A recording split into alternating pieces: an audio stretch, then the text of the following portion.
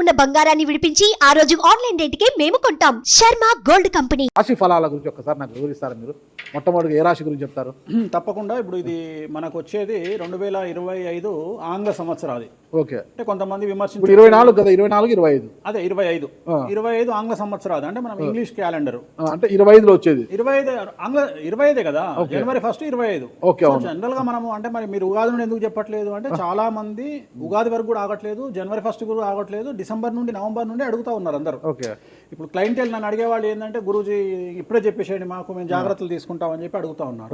So అందుకనే 2025 సంవత్సరం ఆంగ్ల సంవత్సరాది అంటే జనవరి 1 నుండి ఎలా ఉండబోతుంది అనేది మనం ఒకసారి చూసుకుంటే, అన్నిటికంటే ముఖ్యంగా ఈ వచ్చేటువంటి సంవత్సరం పేరు శ్రీ విశ్వావసునామ సంవత్సరము. విశ్వావసునామ సంవత్సరము. సో రాబోయేటువంటి ఎందుకు గురుగారు అది వస్తుంది పేరు 60 సంవత్సరాల్లో ప్రతి సంవత్సరం ఒక్కొక్క పేరు వస్తుంటది. పేరుతో ఏం స్పెషాలిటీ లేదు. క్రోధినామ సంవత్సరం అంటే నెగిటివ్ అట్లా ఏం లేదు.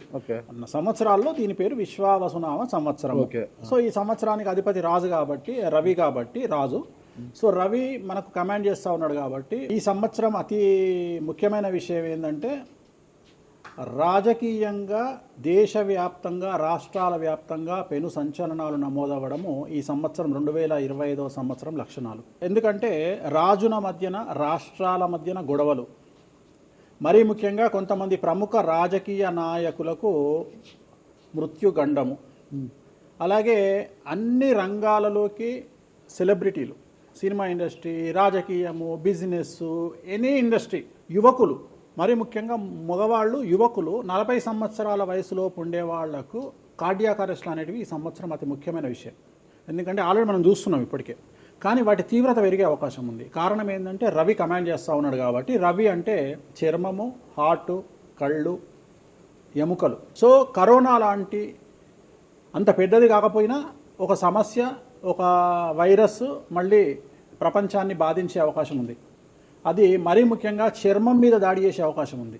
అంటే చర్మానికి సంబంధించినటువంటి ఒక సమస్యల బారిన పడి ఈ సంవత్సరము జనాలు వైరస్ బారిన పడే అవకాశం ఉంది మరీ ముఖ్యంగా. అలాగే ఇప్పుడు 40-50 ఇంచుమించు 40 సంవత్సరాల లోపు యువకులకు కార్డియాక్ అరెస్ట్లు అనేటువంటివి జరిగే అవకాశాలు కనిపిస్తూ ఉన్నాయి. అలాగే ఈ సంవత్సరం గుండెపోటు వల్ల మరణాల సంఖ్య చాలా ఎక్కువ. ఇదంతా 2025 జనవరి నుంచి ఎగ్జాక్ట్లీ. అలాగే ఈ సంవత్సరము ఎండల తీవ్రత చాలా ఎక్కువ, విపరీతమైనటువంటి ఎండలు ఉండే అవకాశం ఉంది. అలాగే ఈ సంవత్సరాలు ప్రపంచవ్యాప్తంగా అగ్నిపర్వతాల పేలుడు అనేటువంటిది ఈ సంవత్సరం గమనించాల్సినటువంటి విషయం. అలాగే ఈ సంవత్సరం మంచు పర్వతాలు కరగడం వల్ల వాతావరణంలో మార్పులు గమనించాల్సి ఉంటుంది ఈ సంవత్సరం. అలాగే అమెరికా దేశానికి విపరీతమైనటువంటి గాలి తుఫానులు, వరదలు ఈ సంవత్సరం కనిపిస్తూ ఉన్నాయి. అలాగే 1-2 దేశాల మధ్యన యుద్ధ వాతావరణం ఖచ్చితంగా ఉండి తీరుతుంది, లేదా యుద్ధం జరుగుతున్నాయి కదా, అది ఇంకా పెరుగుతుంది. ఇప్పుడు ఉన్నదానికంటే తీవ్రత పెరుగుతుంది అనేది. అలాగే మనకు 2025 సంవత్సరంలో సెప్టెంబర్ 7వ తేదీ 2025 సంవత్సరం ఆదివారం రాహుగ్రస్త సంపూర్ణ చంద్రగ్రహణం ఏర్పడుతుంది. ఇది కుంభరాశికి వ్యతిరేకమైన ఫలితాలు ఇస్తుంది. అలాగే వచ్చే సంవత్సరం అంటే 2025 సంవత్సరంలో మే 9వ తేదీ నుండి సరస్వతి నదికి పుష్కరాలు అనేటువంటివి ఏర్పడతా ఉన్నాయి. ఈ సంవత్సరము రాజకీయ నాయకులకు సంబంధించి మరీ ముఖ్యంగా ఇందాక మనం మాట్లాడుకున్నట్టుగా పవన్ కళ్యాణ్ గారికి ఏలినాటి వెళ్ళిపోతుంది. అలాగే లోకేష్ గారి జాతకరీత్యా, పవన్ కళ్యాణ్ గారి జాతకరీత్యా విపరీత రాజయోగం అనేటువంటిది కనిపిస్తూ ఉంది. జగన్మోహన్ రెడ్డి గారికి లేదా రాజయోగం వల్ల? ఇప్పుడు లేదు, ఈ సంవత్సరం లేదు. అంటే 2025 సంవత్సరంలో లేదు. 29 కన్నా ఉందా? అది మన తర్వాత మాట్లాడుకో. ఓకే, 25లో మాత్రము నేను అనేది ఏంటంటే ఇప్పుడున్న స్థాయి కంటే వీళ్ళిద్దరికి ఇంకా పై స్థాయికి వెళ్లే అవకాశం ఉంది, లోకేష్ బాబు గానీ పవన్ కళ్యాణ్ గారు కానీ. అదే నాకు అర్థం కావడం, వాళ్ళిద్దరు మంత్రులే, నాకు అర్థం కాదు. ఇంకా ఇప్పుడు ఉన్నటువంటి పదవుల కంటే కూడా గొప్ప పదవులను వీరు పొందేటువంటి అవకాశాలు కనిపిస్తున్నాయి. రాజ్యసభ తీసుకుని కేంద్రానికి వెళ్తారా? కేంద్ర మంత్రులు వెళ్తారా? కేంద్ర మంత్రులు వెళ్తారా? పెద్దదే కదా, కేంద్ర మంత్రి అనేది పెద్దది కదా. సో అది ప్రభాస్ గారి జాతకంలో చాలా అనుకూలమైనటువంటి ఫలితాలు, శుభవార్తలు వినేటువంటి అవకాశాలు కనిపిస్తా ఉన్నాయి. వివాహం అవుతుందా చెప్పలేము, ఎందుకంటే తులారాశి కాబట్టి వివాహం కావచ్చు. సో ఫ్యాన్స్ కి ఇది పండగనే, పెద్ద పండగనే. ఓకే, సో ఇది ఓవరాల్ గా ఇంకా బేసిక్ డీటెయిల్స్, అంటే ఓవరాల్ 2025లో ఎలా ఉంటుంది. సో ఇప్పుడు మనం రాశుల గురించి కనుక తీసుకున్నట్లయితే నెక్స్ట్ 11వ రాశి అయినటువంటిది కుంభరాశి. 11వ రాశి కుంభరాశి. ఈ సంవత్సరం కుంభరాశి వారికి ఆదాయం 8, వ్యయం 14, రాజపూజ్యం 7, అవమానం 5.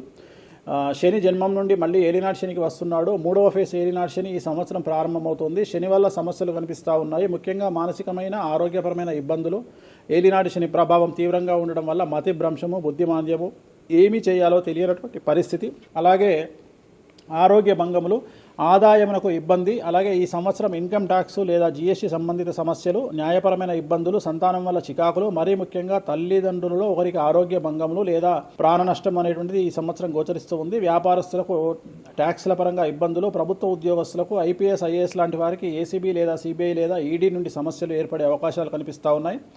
అలాగే వాహన ప్రమాదాలు గోచరిస్తూ ఉన్నాయి. రాత్రిపూట ప్రయాణాలను వాయిదా వేసుకోండి. అలాగే దోష నివారణలు అనగా నల్ల రంగు బట్టలకు దూరంగా ఉండండి. బ్లూ కలర్ దుస్తులను ఎక్కువగా ధరించండి. తిరునల్లార్ శనీశ్వర ఆలయంలో ప్రత్యేకమైన శని పూజ నిర్వహించుకోవడం వల్ల ఈ సమస్యల నుండి బయటపడతారు.